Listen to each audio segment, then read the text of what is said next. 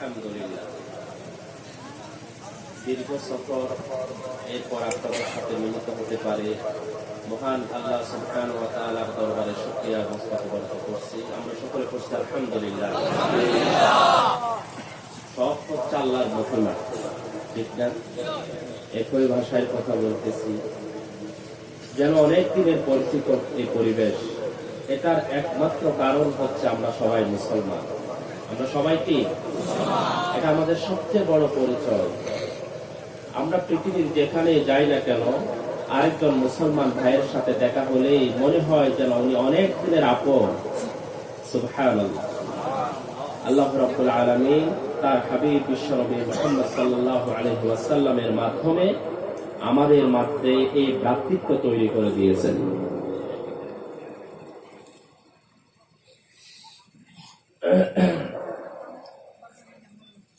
আলহামদুলিল্লাহ نحمده ونستعينه ونستغفره ونؤمن به ونتوكل عليه ونعوذ بالله من شرور أنفسنا ومن سيئات أعمالنا من يهد الله فلا مضل له ومن يضلل فلا هادي له ونشهد أن لا إله إلا الله وحده لا شريك له ونشهد أن سيدنا وحبيبنا ومولانا محمدا عبده ورسوله الذي أرسله بالحق بشيرا ونذيرا وداعيا إلى الله بإذنه وسراجا منيرا فقد قال الله تعالى في القرآن المجيد وفرقانه القديم أعوذ بالله من الشيطان الرجيم بسم الله الرحمن الرحيم إن الله وملائكته يصلون على النبي يا أيها الذين آمنوا صلوا عليه وسلموا تسليما اللهم صل على سيدنا مولانا محمد وعلى آل سيدنا مولانا محمد। আরেকটু মহব্বতের সাথে হৃদয়ের সমস্ত ভালোবাসা আবেগকে উজাড় করে দিয়ে রাসূল সাল্লাল্লাহু আলাইহি ওয়াসাল্লামের শানে দরুদ আমরা পাঠ করি। আল্লাহুম্মা সাল্লি আলা সাইয়্যিদিনা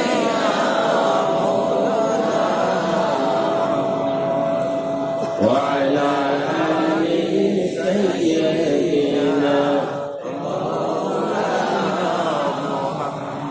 বালাগাল উলা বিকামালিহি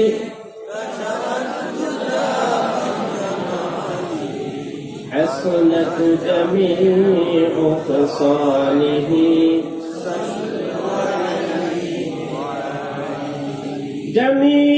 जमीन और जमा तुम्हारे लिए मकीनो मक्का तुम्हारे लिए चुनीनो चुना तुम्हारे लिए बने तो जहां तुम्हारे लिए बलगल उला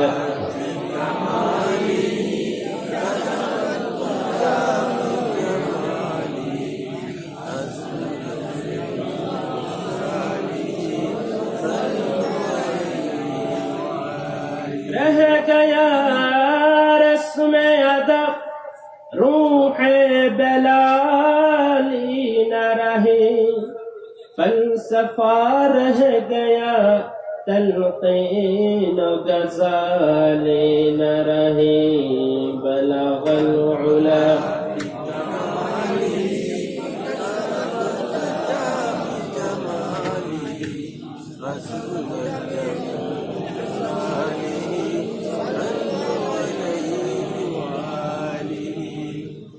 আমরা সবাই হৃদয়ের ভালোবাসা আবেগকে উজাড় করে দিয়ে বিশ্বনবীর শানে দরুদ ইব্রাহিম পড়ি। আল্লাহুম্মা সাল্লি আলা মুহাম্মদ ওয়া আলা আলি মুহাম্মদ কামা সাল্লাইতা আলা ইব্রাহিম ওয়া আলা আলি ইব্রাহিম ইন্নাকা হামিদুম মাজিদ। আল্লাহুম্মা বারিক আলা মুহাম্মদ ওয়া আলা আলি মুহাম্মদ كما باركت على إبراهيم وعلى آل إبراهيم إنك حميد مجيد. الحمد لله.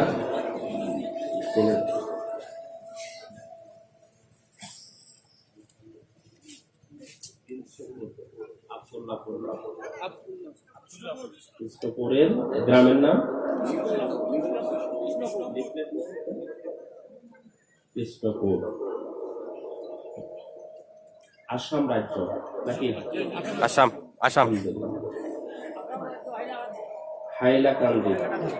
হাইলাকান্দিতে আজকের এই বিশাল ঐতিহাসিক 2 দিন ব্যাপী ইসলামিক মহাসম্মেলনে সম্মানিত সভাপতি, আজকের মাহফিলের সম্মানিত প্রধান অতিথি, চিফ গেস্ট, সুদূর বাংলাদেশ থেকে আগত বিশিষ্ট আলেমে দ্বীন, 2 বাংলার অহংকার হযরতুল আল্লাম জনাব মাওলানা আহমদুর রহমান আজাদ দামাত বারকাতুহুল আলিয়া, আজকের মাহফিলের সম্মানিত অন্যতম অতিথি আকর্ষণ, বিশিষ্ট কবি, গীতিকার, সুরকার, বাংলাদেশের ইসলামী সংস্কৃতি জগতের, ইসলামী সঙ্গীত জগতের অন্যতম পুরোধক জনাব ভাই জুনাইদ শিবলি, আজকের মাহফিলের উপস্থিত উলামায়ে কেরাম,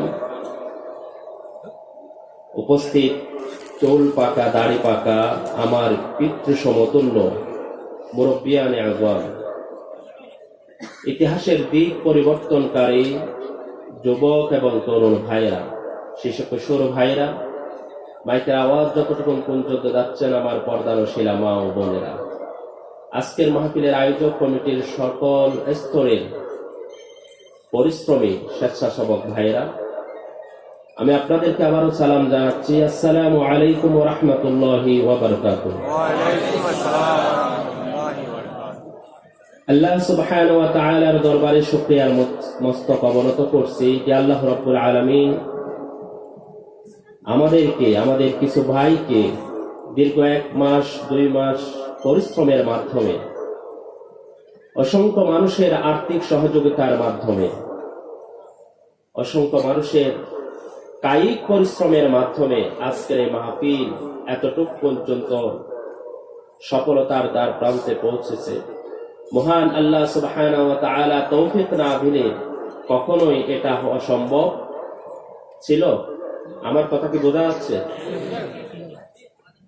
আমরা যারা যে যেখান থেকে এসেছি, আমরা কি নিজের শক্তি দিয়ে এসেছি নাকি ওই শক্তি কার দান? কার দান? পা আসে কিন্তু হাঁটতে পারে না, এরকম কি আপনাদের এই আসাম রাজ্য নাই? আছে কিনা? পা আছে কিন্তু হাঁটতে পারে না, চোখ আছে কিন্তু দেখতে পারে না, হাত আছে কিন্তু হাত নাড়াতে পারে না, প্যারালাইজড হয়ে আছে।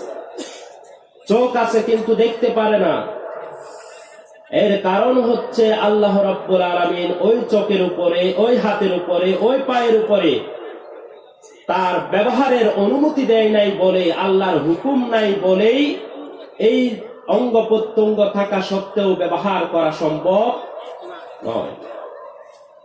কিন্তু আমাদের প্রতি আল্লাহর স্পেশাল রহমত এটাই যে আমরা চোখ আছে দেখতে পারতেছি। সুবহানাল্লাহ বলবেন না? ওর সে আমাদের ব্যবধান, একজনের চোখ আছে দেখতে পাই না, আমাদের চোখ আছে আমরা দেখতে পাই, আলহামদুলিল্লাহ। আরেকজনের পা আছে কিন্তু হাঁটার তৌফিক আল্লাহ দেন নাই, আমাকে হাঁটার জন্য, মাহফিলে আসার জন্য তৌফিক দিয়েছেন, এই জন্য আল্লাহর শুকরিয়া আদায় করে আলহামদুলিল্লাহ। আমার হাত আছে, আরেকজনেরও হাত আছে, কিন্তু সে হাত দিয়ে ধরতে পারে না, কোনো কাজ করতে পারে না, নিজের আপনজন নিজের সন্তানদেরকে বুকে জড়াতে পারে না, এমনও আছে কি নাই?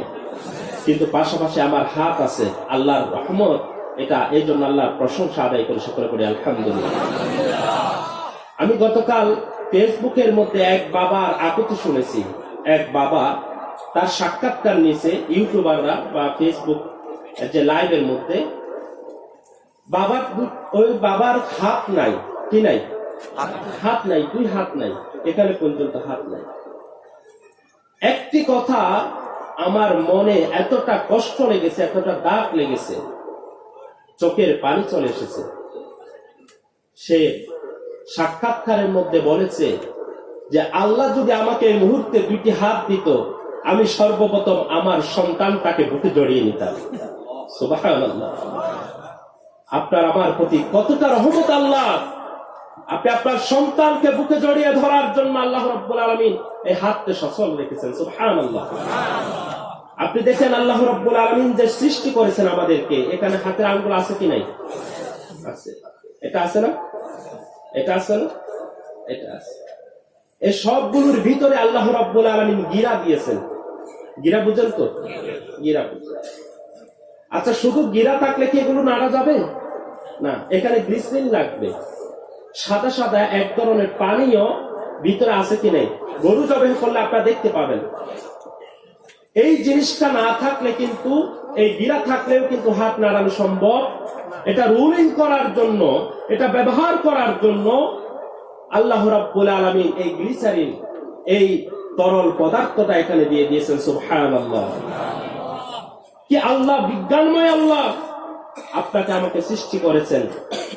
লাকাদ খালাকনাল ইনসানা ফি আহসানি তাকওয়িম, যে আমি মানুষদেরকে অত্যন্ত সুন্দর আকৃতিতে সৃষ্টি করেছি। সুবহানাল্লাহ। এই যে গিরার ভিতরে এই গিরাগুলো নাই আঙ্গুলের, তাহলে এটা কি হবে? এটা দিয়ে কোনো কিছু ধরা যাবে? এই যে দা ধরেন, বটি ধরেন, তারপরে গাছ ধরেন, আরেকজন ভাইকে ধরতেছেন, এটা কি সম্ভব? এগুলো না থাকলে সম্ভব কিনা? সম্ভব নয়। এটা কি হয়ে যেত? একটা কাঁটা চামচ হয়ে যেত। আপনার দেশে কাঁটা চামচ আছে তো? মিষ্টি খায়। আচ্ছা, কাঁটা চামচ দিয়ে কি ভাত খাওয়া যাবে? কাঁটা চামচ দিয়ে তরল কোনো কিছু খাওয়া যাবে? এই হাতটা যদি আল্লাহ কাঁটা চামচের মতো তৈরি করে দিতেন এই গিরাগুলো না দিয়ে, তাহলে আমাদের জন্য সহজ হতো না কঠিন হতো? কঠিন হতো। এই আঙ্গুলগুলো দেওয়ার পরে এই জিনিসটা যদি নাড়াতে না পারতাম, তাহলেও আমাদের জন্য কঠিন হতো। এটা যদি না থাকতো, কিংবা এটাও যদি না থাকতো, তাহলে মানুষদের কিভাবে চলতে হতো? গাড়িতে, ছোট্ট ছোট্ট গাড়িতে এরকম হাত দিয়ে ওঠা নামা করা সম্ভব? রাস্তায় ঘাটে চলা সম্ভব? আপনি হাঁটতেছেন, আরেকজনের চোখের ভিতরে গোটা পড়বে, গালের ভিতরে গোটা পড়বে, এই নিয়ে আপনি আমাকে গোটা দিলেন কেন? ঠিক না? ঠিক। ঝগড়া লাগতো কিনা? আল্লাহ রাব্বুল আলামিন আপনার আমার শরীরটাকে এমন ভাবে তৈরি করলেন, আমার যখন ইচ্ছা হবে আমি গুটিয়ে যাচ্ছি, আবার যখন ইচ্ছা হয় আমি প্রসারিত হচ্ছি। যখন যেভাবে করা দরকার, পৃথিবীতে একটি মাত্র প্রাণী আছে যে তার শরীরটাকে বিভিন্ন ভাবে রুলিং করতে পারে, ব্যবহার করতে পারে, একমাত্র মানুষ। মানুষ ছাড়া আর কেউ। একটা গরু, সে কিন্তু চিত হয়ে, উপর হয়ে, ডান হয়ে, কাত হয়ে এভাবে শুইতে পারে না। ঠিক না বেটি? আমাদের পিঠটা মাটির সাথে লাগিয়ে আমরা ঘুমাতে পারি, কিন্তু কোন পশু পাখি কি পারে? পারে? পারে না। শুধু মানুষই পারে। সৃষ্টি করলেন কে? আল্লাহ সুবহানাহু ওয়া তাআলা। সেই আল্লাহ আমাদেরকে আসার জন্য, বসার জন্য তৌফিক দিলেন। টাকা পয়সা এগুলো আপনার নয়, আপনাকে এই টাকা পয়সা ইনকাম করার ক্ষমতা দিলেন কে? আল্লাহ। সেই টাকা থেকে কিছু কিছু টাকা আপনারা এই মাহফিলের জন্য বরাদ্দ করেছেন। ঠিক না বেটি? মাহফিলে দান করছেন না? যারা দান করেন নাই তারা বেশি করে দান করে যাবেন। এই দানগুলো অবশ্যই আপনাদের জন্য পরকালে থাকবে কি থাকবে না। কিন্তু আপনি যে ভাত খাচ্ছেন বেশি বেশি গোশত দিয়ে, এই খাবারটা খাওয়ার পরে সেটা চলে যাবে কিয়ামতের ময়দানে। এই খরচের কোনো কি বিনিময় আপনারা কি পাবেন? পাবেন না। কিন্তু আল্লাহ দ্বীনের জন্য, মাহফিলের জন্য, ইসলামী সম্মেলনের জন্য, মাদ্রাসার জন্য, এতিমখানার জন্য আপনারা যদি বেশি বেশি দান করেন, সেটা আখিরাতে থাকবে কি থাকবে না? আজকের মাহফিলে যারা আমরা উপস্থিত হতে পেরেছি, এটা মহান আল্লাহ রাব্বুল আলামিনের একান্ত কুদরত আর রহমত ছাড়া আর কিছুই নয়। এই জন্য হৃদয়ের সমস্ত আবেগকে উজাড় করে দিয়ে, রাতের নিস্তব্ধতাকে ভঙ্গ করে আল্লাহ রাব্বুল আলামিনের শেখানো বাক্যে আমরা সবাই তার শুকরিয়া আদায় করি। সকলে পড়ছি আলহামদুলিল্লাহ, আল্লাহু করুন আলহামদুলিল্লাহ। রব্বানা লাকাল হামদ হামদান কাসীরান তাইয়িবান মুবারাকান ফীহি লাকাল হামদু কামা ইয়ানবাগী লিজালালি ওয়াজহিকা ওয়া আযীমি সুলতানিকা। মহান আল্লাহ সুবহানাহু ওয়া তাআলার দরবারে শুকরিয়া আদায় করার পরে আরেকজনের কথা উচ্চারণ না করলেই নয়। যার জন্য এত নিয়ামত পেলাম তিনি কে? আল্লাহ। যার কারণে, যিনি দিয়েছেন তিনি আল্লাহ, যার কারণে পেলাম মুহাম্মদ রাসূলুল্লাহ সাল্লাল্লাহু আলাইহি ওয়াসাল্লাম। তিনি আমাদের হৃদয়ের স্পন্দন, তিনি আমাদের ভালোবাসার মূর্ত প্রতীক। তাকে ছাড়া ঈমান পরিপূর্ণ হয় না। হয়? আপনাকে যদি 1000 বছর সময় দেয়া হয় আর আপনি যদি শুধু লা ইলাহা ইল্লাল্লাহ পড়েন, একবারের জন্য যদি মুহাম্মদ রাসূলুল্লাহ না পড়েন, আপনি কি ঈমানদার হবেন? মুসলমান হবেন? তাহলে সেই নবী আমাদের হৃদয়ে, আমাদের আপনজন, আমাদের ভালোবাসার মূর্ত প্রতীক। সেই বিশ্ব নবী মুহাম্মদ সাল্লাল্লাহু আলাইহি ওয়াসাল্লামকে কেউ অপমান করলে আমাদের সহ্য হয়? সহ্য হয়? আমাদের সহ্য হয় না, আমাদের গায়ে আগুন ধরে, আমাদের কষ্ট লাগে। ইসলাম এমন একটি ধর্ম, যেই ধর্মটি পৃথিবীর কোন ধর্মের যারা দেবতা রয়েছে, যারা বড় বড় পণ্ডিত রয়েছে, ব্যক্তি রয়েছে, কাউকে আঘাত করে কথা বলার জন্য ইসলাম পারমিশন দিয়েছেন? দেন নাই। সকল ধর্মের মানুষ স্বাধীনভাবে নিজেদের ধর্ম পালন করবে। এটাই ইসলামের সৌন্দর্য, এটাই হচ্ছে ইসলামের অবদান। বলুন সুবহানাল্লাহ। আর এইটাই আমরা পেয়েছি বিশ্বনবীর মাধ্যমে। কার মাধ্যমে? বিশ্বনবী মুহাম্মদ সাল্লাল্লাহু আলাইহি ওয়াসাল্লামের মাধ্যমে। তাই রাসূলুল্লাহ সাল্লাল্লাহু আলাইহি ওয়াসাল্লামের শাহী দরবারে, আলিশান দরবারে, সোনার মদিনার করে আমরা আমাদের সমস্ত বাবা ভাইকে উজাড় করে দিয়ে দরুদ এবং সালাম পেশ করেছি। আল্লাহ রাব্বুল আলামিন আমাদের সকলের পক্ষ থেকে কবুল আর মঞ্জুর করেন। সকলে বলি আমিন। সম্মানিত ভাইরা, দীর্ঘ সফরের পরে আলোচনা করা একটু কষ্টকর বিষয়, ঠিক না? কিন্তু শেষ পর্যন্ত যদি আল্লাহর রহমত তার সাথে থাকে আর আগত মুসলমান ভাইদের দোয়া যদি সাথে থাকে, সহযোগিতা যদি সাথে থাকে, তাহলে দু একটি কথা আল্লাহ রাব্বুল আলামিন চাইলে যে কোনো বান্দার মাধ্যমে বলাতে পারেন কি পারেন না? আমরা কথা বলতেছি কার দান? আল্লাহ রাব্বুল আলামিন বলেন, আলাম নাজআল লাহু আইনাইনি ওয়া লিসানান ওয়া শাফাতাইন। আল্লাহ রাব্বুল আলামিন বলেন, আমি কি তোমাকে দুটি চক্ষু দান করি নাই? আমি কি দুটি তোমাকে ঠোঁট দান করি নাই? এমন দুটো ঠোঁট দিয়েছি আমি আল্লাহ রাব্বুল আলামিন। গালের ভিতরে যদি কোনো খাবার নেই, ওই খাবারটা যেন বের হয়ে না যায়, ওই ঠোঁটের ব্যবহারের মাধ্যমে আমি আল্লাহ রাব্বুল আলামিন খাবারটা আটকে রেখেছি। ঠোঁট যদি না থাকতো, দাঁত যদি না থাকতো, খাবারগুলো গলা থেকে, গাল থেকে বের হয়ে যেত। বলুন ঠিক কিনা? আল্লাহ রাব্বুল আলামিন দাঁত দিয়েছেন, এই দাঁতের মাধ্যমে আমরা যেমন মাছ খাচ্ছি, গোশত খাচ্ছি, একটু শক্ত খাবার হলেও সেটা চাবিয়ে খেতে পারি, ঠিক না ঠিক? এই দাঁত কে দিয়েছেন? কে দিয়েছেন? আল্লাহ দিয়েছেন। সুতরাং আমাদের শয়নে স্বপ্নে সব সময় কাকে মনে রাখতে হবে? আল্লাহকে মনে রাখতে হবে।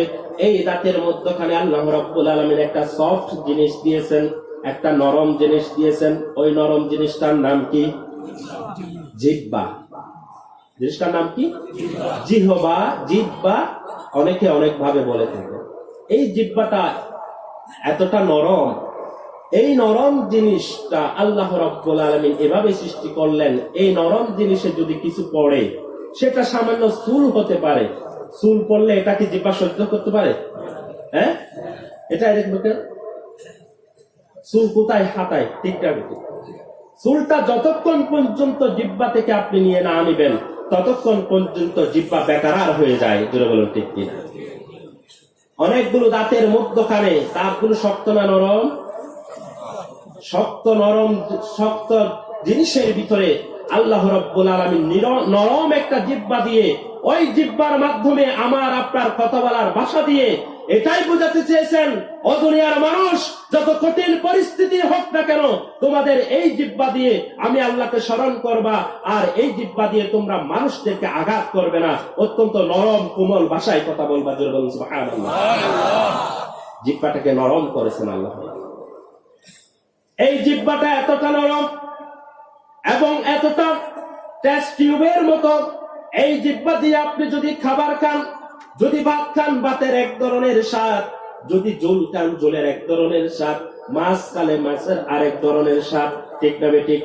ছাগলের গোশতের এক ধরনের স্বাদ, কবুতরের গোশতের এক ধরনের স্বাদ, মুরগির এক ধরনের স্বাদ, হাঁসের এক ধরনের স্বাদ, খাসির এক ধরনের স্বাদ, ছাগলের এক ধরনের স্বাদ, আম জাম কাঁঠালের এক এক ধরনের স্বাদ। জোরে বলুন ঠিক কিনা? জিহ্বা কয়টা? একটা জিহ্বার মাধ্যমে আল্লাহ রাব্বুল আলামিন হাজার রকমের স্বাদের ব্যবস্থা করেছেন। জোরে বলুন ঠিক কিনা? সব স্বাদ যদি এক ধরনের হতো, আমের স্বাদ, লিচুর স্বাদ, কমলার স্বাদ, সব স্বাদ যদি এক ধরনের হতো, তাহলে এই জিহ্বার তো দরকারই ছিল না।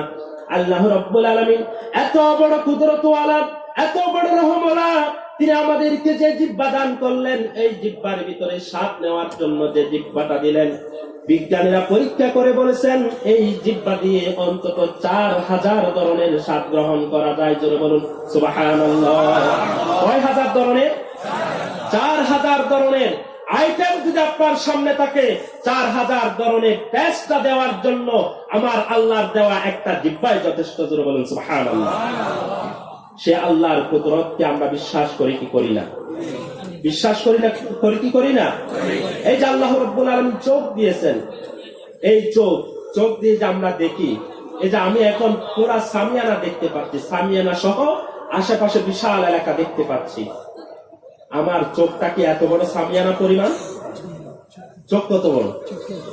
ছোট্ট একটা চোখ দিয়ে বিশাল একটা জিনিস আমরা দেখতে পাচ্ছি। আল্লাহ রাব্বুল আলামিন এই চোখ দেওয়ার পরে চোখের ভিতরে এক ধরনের তরল পদার্থ দিয়েছেন কিনা? এই তরল পদার্থের দরকারটা কি ছিল? এরপরে চোখের সামনে দিয়েছেন পাপড়ি। আপনার পাপড়ি বলেন, এই যে ছোট ছোট চুল, এটাকে মাথার উপর যখন থাকে সেটাকে চুল বলা হয়। এটা যখন নাকের নিচে নামে তখন এটাকে মুছ বলা হয়। এটা যখন থুতনিতে থাকে তখন তাকে কি বলা হয়? দাড়ি বলা হয়।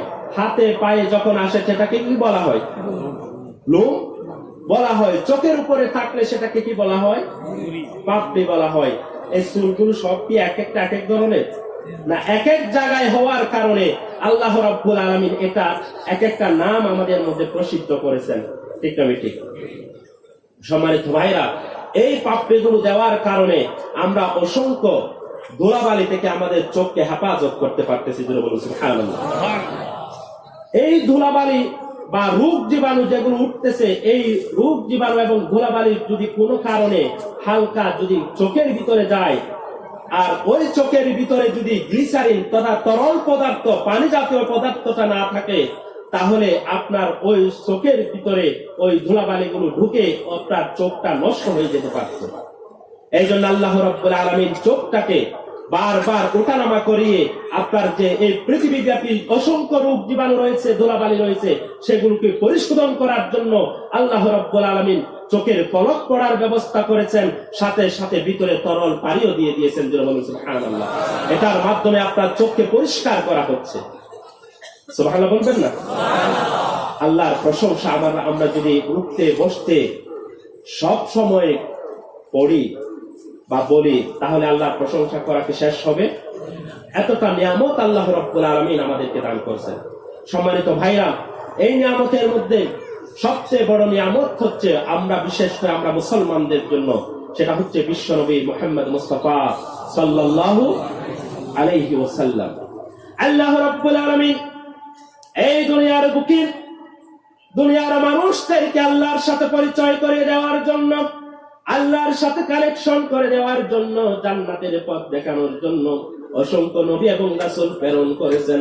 হযরত আদম থেকে শুরু করে হযরত ঈসা আলাইহিস সালাতু ওয়াস সালাম পর্যন্ত অসংখ্য নবী দুনিয়ার বুকে এসেছেন। সমস্ত নবীরা ছিল এক একটা এলাকার নবী, জোরে বলুন ঠিক কিনা? হাইতকান্দির জন্য একজন নবী, ওই যে কলকাতার জন্য একজন নবী, আসামের জন্য একজন নবী, এরকম অঞ্চল ভিত্তিক নবী ছিল। কি ভিত্তিক নবী ছিল? এখানে আমি বোঝার জন্য বলেছি, কলকাতায় নবী এসেছে এটা বোঝাতে চাচ্ছিলাম আমি। মানে তখনকার সময়ে নবীরা আসতো মিশরের জন্য নবী, সৌদি আরবের জন্য নবী, ইয়ামেনের জন্য নবী, সিরিয়ার জন্য নবী, ফিলিস্তিনের জন্য নবী, এরকম এলাকা ভিত্তিক নবী এসেছিলেন। এদেরকে আমরা বলে থাকি আঞ্চলিক নবী। কি নবী? আঞ্চলিক নবী। আচ্ছা, আঞ্চলিক নবী এরা অঞ্চল ভিত্তিক দাওয়াত দিতে পারতেন। যিনি আসামের নবী হবেন তিনি শুধু আসামেই দাওয়াত দিবেন, অন্য কোথাও দাওয়াত দেওয়ার কোনো এখতিয়ার তার ছিল না। যিনি সিরিয়ার নবী ছিলেন তিনি সৌদি আরবের নবী ছিলেন না। যিনি ফিলিস্তিনের নবী ছিলেন তিনি মিশরের নবী ছিলেন না। এক এক এলাকার জন্য এক এক নবী ছিলেন। হযরত আবু হুরায়রা থেকে বর্ণিত বিশ্ব নবী হযরত মুহাম্মদ সাল্লাল্লাহু আলাইহি ওয়াসাল্লাম বলেন, কানাত বানু ইসরাঈলা তাসুসুহুমুল আনবিয়া কুল্লামা হালাকা নাবিয়্যুন খালাফাহু নাবিয়্যুন লা নাবিয়্যা বা'দি। আল্লাহর হাবিব ইরশাদ করেন, বনি ইসরাইলের ভিতরে হাজার হাজার নবী এসেছেন, একজন নবী ইন্তেকাল করেছেন, শহীদ হয়েছেন, মারা গিয়েছেন, দুনিয়া থেকে চলে গেছেন, সাথে সাথে আল্লাহ রাব্বুল আলামিন ওই অঞ্চলের জন্য আরেকজন নবী প্রেরণ করেছেন। কিন্তু আমি নবী মুহাম্মদ সাল্লাল্লাহু আলাইহি ওয়াসাল্লাম সারা ওয়ার্ল্ডের জন্য নবী হয়ে এসেছি, আমার পরে আর কোন নবী আসবে না। কারণ তিনি হচ্ছেন চিফ গেস্ট। এই বিশ্ববাসীর জন্য তিনি কি প্রধান অতিথি ছিলেন? আজকের যিনি প্রধান অতিথি আছেন ওনার আলোচনা শেষ, মোনাজাত শেষ, এরপরে কি প্রোগ্রাম থাকবে? আর কোন মেহমানের বক্তব্য দেওয়ার সুযোগ আছে? প্রধানমন্ত্রী এসে যদি মহাসমাবেশে বক্তব্য দেন, এর আগে 8-10 জন মানুষ বক্তব্য দেয় না? আমার কথা কি বোঝা যাচ্ছে? বক্তব্য দেয়, এবং এই বক্তব্যের ভিতরে সব সময় প্রধান মেহমান যিনি থাকবেন অর্থাৎ প্রধানমন্ত্রী, অনারেবল প্রাইম মিনিস্টার যিনি আসবেন, ওনার একটু প্রশংসা করে কি করে না? যে আজকের এই মহাসমাবেশে আমাদের মাঝে উপস্থিত হবেন অমুক দেশের প্রধানমন্ত্রী, এভাবে বলে কি বলে না? কিন্তু ওই নেতাগুলোকে সারা ভারতবর্ষের নেতা নাকি অঞ্চলের নেতা? হ্যাঁ, অঞ্চল ভিত্তিক নেতা, একটা রাজ্যের নেতা, একটা প্রদেশের নেতা, একটা জেলার নেতা। ওনারা সবাই বর্ণনা দিয়ে যাচ্ছেন, আমাদের এখানে একজন মুখ্য অতিথি আসবেন, প্রধান অতিথি আসবেন, আমাদের এখানে একজন চিফ গেস্ট আসবেন, যিনি সর্বশেষ আসবেন, তিনি হচ্ছেন প্রধানমন্ত্রী। জুড়ে বলেন ঠিক কিনা? ঠিক তেমনি ভাবে আল্লাহ রাব্বুল আলামিন হযরত আদম থেকে শুরু করে হযরত ঈসা আলাইহিস সালাম পর্যন্ত যত নবী প্রেরণ করেছেন, তারা দুনিয়াবাসীর সামনে বক্তব্য দিয়েছেন। এক একটা অঞ্চলের নেতা তারা ছিলেন, এক একটা অঞ্চলের তারা নবী ছিলেন। তারা এসে সবাই একজন প্রধান মেহমানের কথা বলে গেছেন। সবাই এসে বললেন সর্বশেষ একজন নবী আসবেন, আখেরি জামানার পয়গম্বর বিশ্ব নবী হযরত মুহাম্মদ মুস্তাফা সাল্লাল্লাহু আলাইহি ওয়াসাল্লাম। তিনি যখন আসবেন মহাসমাবেশের আর প্রয়োজন নেই, তার এই ভাষণেই, ওই ভাষণের মধ্যে তিনি যা কথা বলবেন কিয়ামত পর্যন্ত ওই ভাষণের উপরে মানুষ চলাফেরা করবে। জোরে বলুন ঠিক কিনা? তিনি যে দিক নির্দেশনা দিয়ে যাবেন, এরপরে আর কোনো গেস্টের প্রয়োজন আছে কি? নাই। প্রধানমন্ত্রী আসার পর বলবে এই এই কাজ করবা, তখন জেলার নেতারা কি করে? ওই কাজগুলো বাস্তবায়ন করে। এলাকার মানুষ যারা শুনেছে তারা এই কর্মসূচিগুলো বাস্তবায়ন করে। ঠিক তেমনি ভাবে আল্লাহ রাব্বুল আলামিন মানুষের সাথে আল্লাহর কানেকশন সৃষ্টি করার জন্য, সম্পর্ক তৈরি করার জন্য হযরত আদম থেকে শুরু করে হযরত ঈসা পর্যন্ত অসংখ্য নবী প্রেরণ করলেন। সর্বশেষ প্রেরণ করলেন হযরত মুহাম্মদ সাল্লাল্লাহু আলাইহি ওয়াসাল্লাম। সমস্ত নবীরা এসে বললেন মিন বাদ ইসমুহু আহমদ, আমাদের পরে বা আমার পরে একজন নবী আসবেন, তার নাম আহমদ, তার নাম মুহাম্মদ সাল্লাল্লাহু আলাইহি ওয়াসাল্লাম। আমরা কোন নবীর উম্মত? কোন নবীর উম্মত? মুহাম্মদ সাল্লাল্লাহু আলাইহি ওয়াসাল্লাম এর উম্মত। আদম আলাইহিস সালাম, হযরত মূসা আলাইহিস সালাম, নূহ আলাইহিস সালাম, ঈসা আলাইহিস সালাম, হারুন আলাইহিস সালাম, এই নবীর উম্মতের সম্মান বেশি নাকি মুহাম্মদ সাল্লাল্লাহু আলাইহি ওয়াসাল্লামের উম্মতের সম্মান বেশি? সাল্লাল্লাহু আলাইহি ওয়াসাল্লামের উম্মতের সম্মান বেশি। কারণ আমাদের রাসূলের সম্মান যেমন বেশি, আমাদের সম্মানও। সম্মানিত ভাইরা আমার, আল্লাহ রাব্বুল আলামিন এই বিশ্ব নবীকে প্রেরণ করলেন। সমস্ত নবীর জন্য কালেমা ছিল। এক একজন নবী এক এক কালেমার পথে মানুষদেরকে আহ্বান করেছেন। কেউ বলেছেন লা ইলাহা ইল্লাল্লাহু আদামু সাফিউল্লাহ। আদামু হযরত ইব্রাহিম আলাইহিস সালাম এসে বললেন লা ইলাহা ইল্লাল্লাহ ইব্রাহিমু খলিলুল্লাহ। হযরত ঈসা আলাইহিস সালাম এসে বললেন লা ইলাহা ইল্লাল্লাহ ঈসা রূহুল্লাহ। হযরত মূসা আলাইহিস সালাম বললেন লা ইলাহা ইল্লাল্লাহ মূসা কালিমুল্লাহ। ঠিক না ঠিক? সর্বশেষ বিশ্বনবী এসে বললেন লা ইলাহা ইল্লাল্লাহ মুহাম্মাদুর রাসূলুল্লাহ। আল্লাহ রাব্বুল আলামিন এই যে সমস্ত নবীর জন্য এক একটা কালেমা নির্ধারণ করলেন, ওই সমস্ত কালেমার ভিতরে শুধু একটা কালেমাকে আল্লাহ রাব্বুল আলামিন সবচেয়ে বেশি পছন্দ করলেন, যে কালেমাটা আল্লাহ রাব্বুল আলামিন আরশে আজিমের নিচে লিখে রেখেছেন।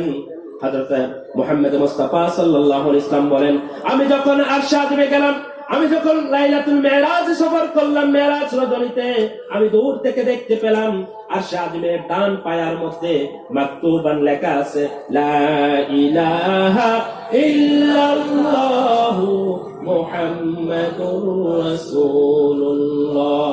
একটু কালে জিকির করি লা ইলাহা ইল্লাল্লাহ লা ইলাহা ইল্লাল্লাহ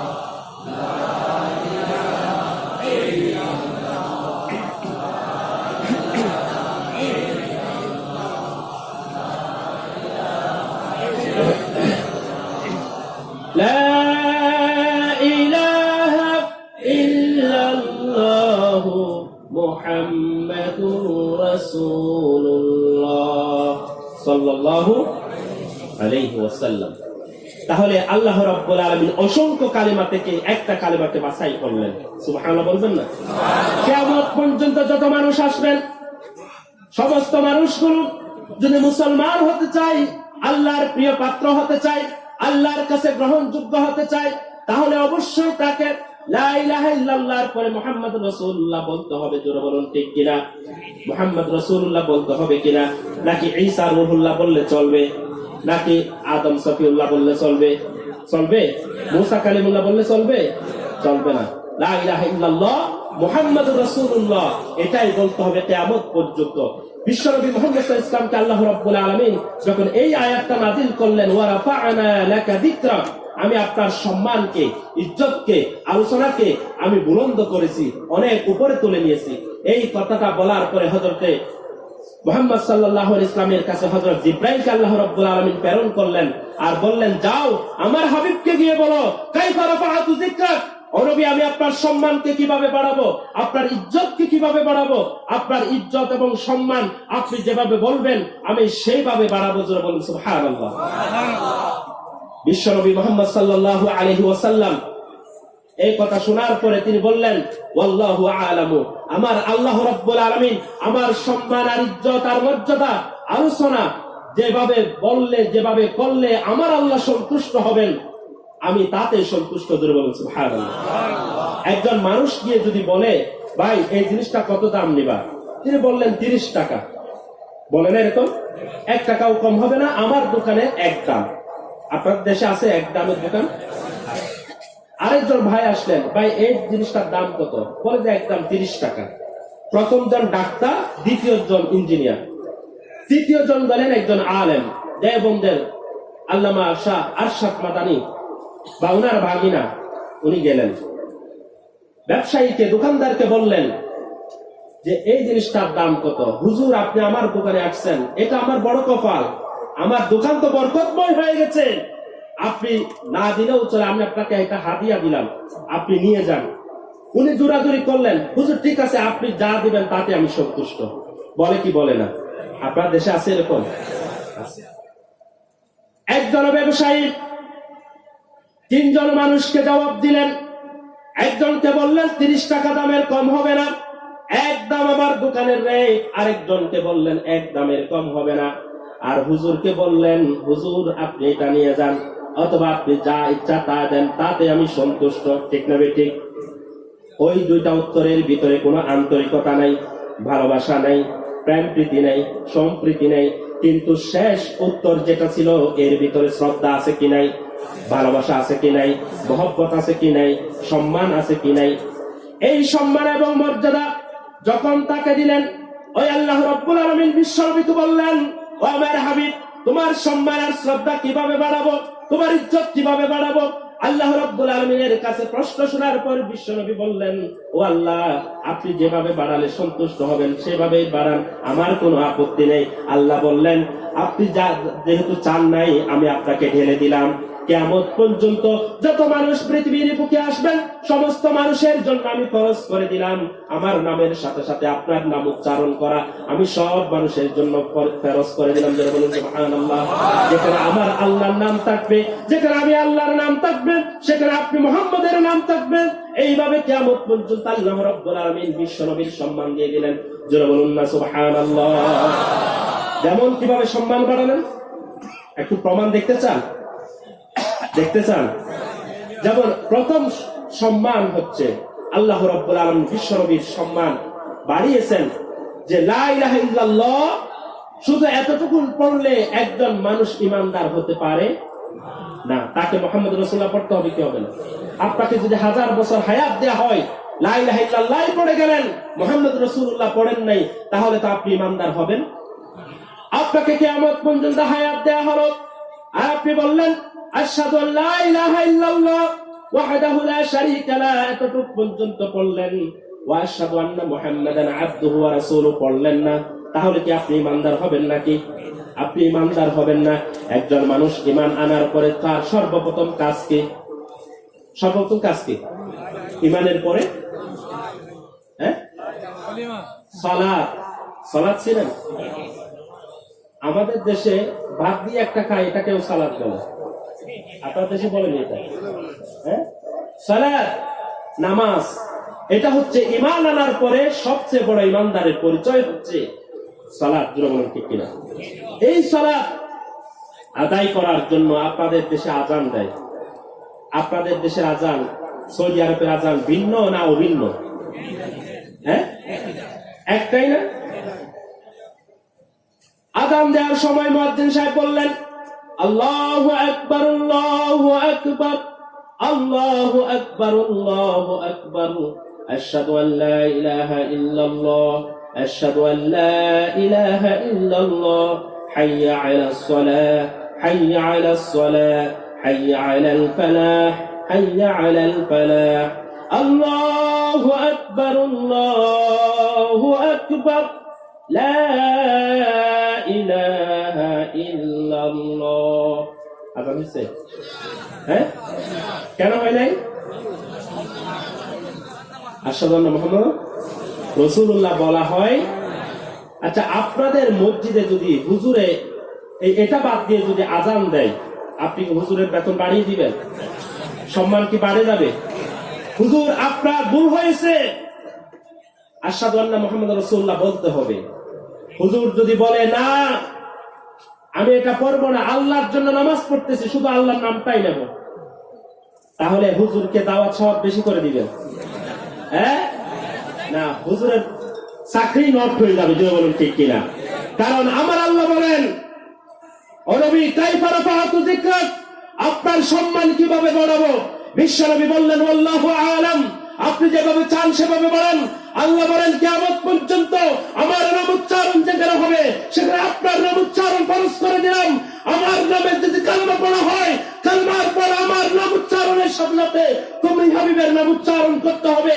আযান দিবে একদল মানুষ নামাজের জন্য, নামাজটা আমার জন্য পড়বে, কিন্তু আযানের সাথে আমার নামের পর আপনার নাম উচ্চারণ করা আমি ফরজ করে দিয়েছি। জোরে বলুন সুবহানাল্লাহ। শুধু তাই নয়, যখন নামাজের জন্য ইকামত দেওয়া হবে, ইকামতের ভিতরে আমার নামের পর আপনার নাম থাকবে। শুধু তাই নয়, নামাজের ভিতরে আমি আল্লাহর নামের পরে অবশ্যই আপনার নামকে আমি ফরজ করে দিলাম। জোরে বলুন সুবহানাল্লাহ। নামাজের ভিতর পড়েন কিনা? কোথায় পড়েন? আশহাদু আল্লা ইলাহা ইল্লাল্লাহ করে পড়েন না? আত্তাহিয়াতুর মধ্যে পড়েন কিনা? ওয়া আশহাদু আন্না মুহাম্মাদান আবদুহু ওয়া রাসূলুহু, আল্লাহর নামের পরে আছে কি নাই? আল্লাহ বলেন, এতটুকুতে যথেষ্ট নয়, বরং আর একটু বড়। اللهم صل على محمد وعلى آل محمد كما صليت على إبراهيم وعلى آل إبراهيم إنك حميد مجيد। আপনাদের এলাকায় পড়ে নাকি? এটা পড়ে? তাহলে নামাজ কার জন্য? কার জন্য? আল্লাহ রাব্বুল আলামিন বলেন, কুল ইন্না সালাতি ওয়া নুসুকি ওয়া মাহইয়ায়া ওয়া মামাতি লিল্লাহি রাব্বিল আলামিন। হে নবী, আপনি বলুন, আমার নামাজ, আমার কুরবানি, আমার জীবন আর মরণ সবটাই রব্বুল আলামিনের জন্য। জোরে বলুন সুবহানাল্লাহ। সবটাই কার জন্য? আল্লাহ বলেন, আমার জন্য নামাজ পড়বা, কিন্তু আমার নামে নবীর নাম উচ্চারণ না করলে সেই নামাজ আমি কবুল করব। আশহাদু আল্লা ইলাহা ইল্লাল্লাহ পড়ে ও আশহাদু আন্না যদি না পড়ি, হ্যাঁ, আল্লাহ নামাজ কবুল করবেন? আল্লাহুম্মা সাল্লি আলা না পড়লে কি নামাজ কবুল করবেন? আচ্ছা, এমন কোন নামাজ আছে যে নামাজের মধ্যে দরুদ নাই? হ্যাঁ, সব নামাজে দরুদ আছে কিনা? ফজর, যোহর, আসর, মাগরিব, ইশা, ফরজ, ওয়াজিব, সুন্নত, নফল, তাহাজ্জুদ, যত নামাজ আছে, নামাজ বলতে যাই বোঝা যায় সেখানে আল্লাহর নামের পরে কার নাম আছে? মুহাম্মদ সাল্লাল্লাহু আলাইহি ওয়াসাল্লামের নাম আছে কি নেই? সম্মানিত ভাইরা, এটাই হচ্ছে বিশ্ব নবীর প্রতি সবচেয়ে বড় সম্মান। আল্লাহ রাব্বুল আলামিন বলেন, শুধু তাই নয়, ও নবী, আমি আপনার সম্মান বাড়াতে বাড়াতে এতটুকু পর্যন্ত বাড়ালাম, একজন বান্দা যখন কবরে চলে যাবে, তার হায়াত যখন শেষ হয়ে যাবে, কবরের ভিতরে যখন প্রশ্ন করা হবে, মান রাব্বুকা ওয়া মা দীনুকা, মান রাব্বুকা, তোমার রব কে? প্রশ্ন করা হবে কিনা? ওয়া মা দীনুকা, তোমার দিন কি? দুইটাই আল্লাহর সাথে সম্পৃক্ত। ও দুনিয়ার মানুষ, এই দুইটা প্রশ্ন করার পর ফেরেশতারা প্রশ্ন শেষ করে দিবে না, বরং তৃতীয় একটা প্রশ্ন করবে। সেই প্রশ্নটা হচ্ছে, ওয়া মান নাবিয়্যুকা, জোরে বলুন ঠিক কিনা? তোমার নবী কে? সেখানে আপনি যদি ঈসা আলাইহিস সালামের নাম বলেন, নূহ আলাইহিস সালামের নাম, আপনি বললেন যে আমি 25 জন নবীর নাম কোরআন শরীফে আছে, আছে কি নাই? আমি এই 25 জন নবীর নাম বলবো, বিশ্ব নবী ছাড়া, মুহাম্মদ সাল্লাল্লাহু আলাইহি ওয়াসাল্লামের নাম ছাড়া 24 জন নবীর নাম বলবে, তাহলে কি হবে? আচ্ছা, হাদিস তাস মিলে আরো বিভিন্ন ভাবে আমি 1 লাখ নবীর নাম বলবো মুহাম্মদ সাল্লাল্লাহু আলাইহি ওয়াসাল্লামের নাম ছাড়া, তাও কি হবে? কার নাম বলতে হবে? মুহাম্মদ সাল্লাল্লাহু আলাইহি ওয়াসাল্লামের নাম বলতে হবে। সুবহানাল্লাহ।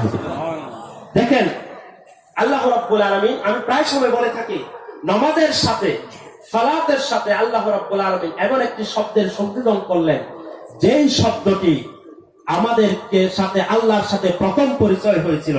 আমরা সবাই আল্লাহর সাথে কথা বলেছিলাম। আপনাদের কি মনে আছে সে কথা? কার কার মনে আছে যে আল্লাহর সাথে কথা বলছিলেন? কারো মনে নেই? হ্যাঁ, কথা বলছিলেন, এটা বিশ্বাস করেন?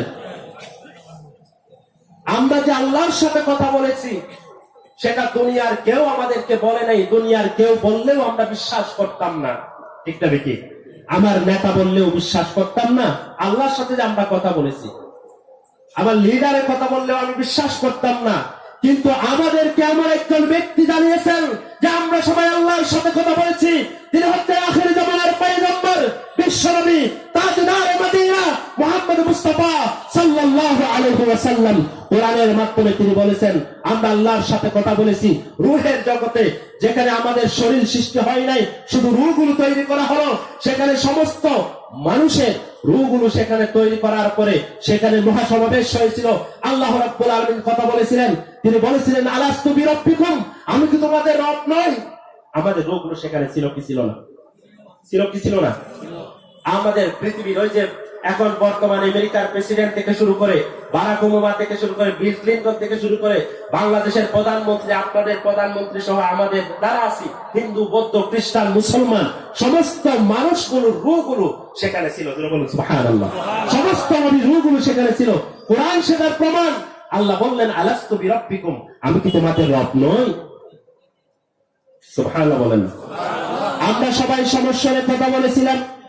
আমরা সবাই আল্লাহর কাছে এই প্রশ্নের উত্তর বলেছিলাম, ক্বালু বালা, হ্যাঁ আল্লাহ, আপনি আমাদের রব, আপনি আমাদের রব, আপনি আমাদের সবকিছু।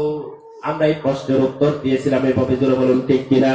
রব হিসেবে স্বীকৃতি দিয়েছিলাম।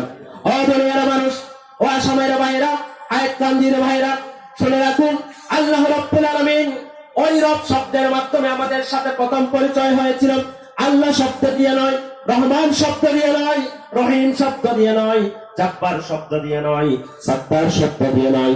আল্লাহর সাথে প্রথম পরিচয় হয়েছিল আমাদের সাথে রব শব্দ দিয়ে। জোরে বলুন সুবহানাল্লাহ। রব শব্দটা এমন একটি শব্দ, যে শব্দের ভিতরে আল্লাহ যেমন আছে, রহমান যেমন আছে, রহিম যেমন আছে, জাব্বার, সাত্তার আল্লাহ রাব্বুল আলামিনের যত নাম আছে সমস্ত নামগুলো রবের ভিতরে আছে কি নাই? আছে কি নাই?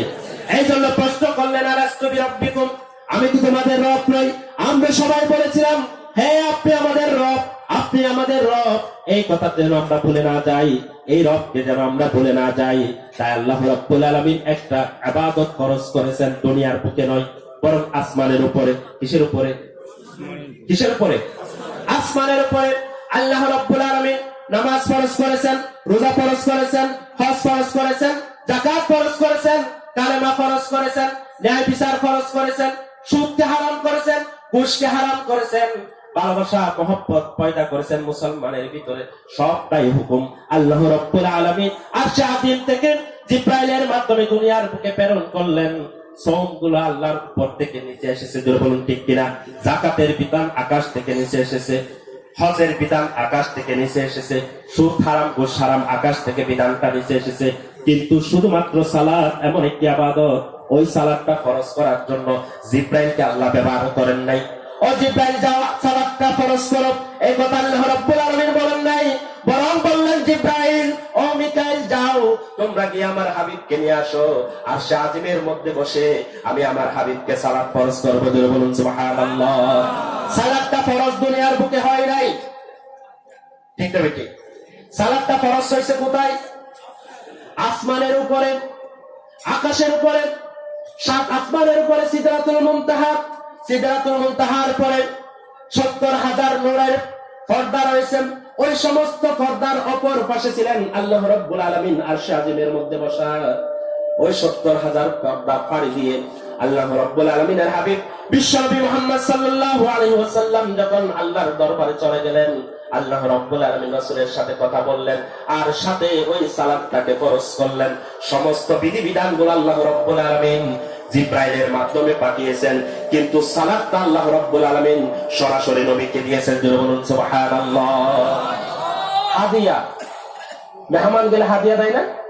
আল্লাহ বলেন অনেক জিনিস আপনাকে বিভিন্ন মাধ্যমে পাঠিয়েছি, বায়াত পাঠিয়েছি, অমুকের মাধ্যমে পাঠিয়েছি, অমুকের মাধ্যমে পাঠিয়েছি।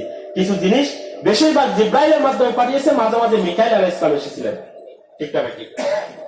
কিন্তু নবী হে, এবার যে হাদিয়াটা আপনাকে দেব, এই হাদিয়াটা সরাসরি আমার হাতে আপনাকে দিতে চাই। জোরে বলুন না সুবহানাল্লাহ। এই জন্য আল্লাহ রাব্বুল আলামিন বিশ্বনবীকে মেরাজে নিয়ে গেছিলেন, যেটা রাসূল সাল্লাল্লাহু আলাইহি ওয়াসাল্লামের অনন্য আরেকটি মর্যাদা, যেটা অন্য কোন নবীকে আল্লাহ দিয়েছেন। কোন নবী কি গেছিলেন? আদা কর শুকর এই ইনসা মুহাম্মদ নাম লেকর, আদা কর শুকর এই ইনসা মুহাম্মদ নাম